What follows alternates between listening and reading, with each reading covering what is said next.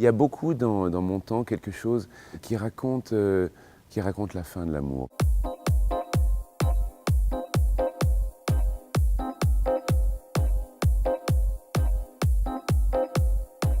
On crée par l'immédiateté de l'émotion des réactions qui sont beaucoup plus rapides, beaucoup plus exubérantes. Elles provoquent une réaction chimique immédiate qui, pour les interprètes, est addictive complètement.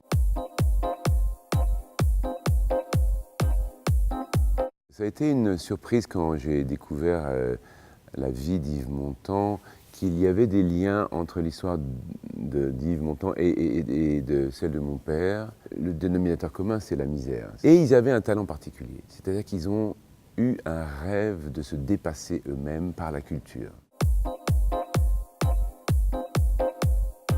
Il y a beaucoup dans mon temps quelque chose, dans ces choix musicaux, qui raconte la fin de l'amour. Par exemple, la chanson Barbara, l'histoire de cette femme qui a aimé un homme avant la guerre, à Brest, et puis la guerre arrive, et on ne sait pas s'ils se sont perdus, s'ils sont morts, etc. Il y a cette espèce de regard sur le moment joyeux de l'amour, mais qui est révolu.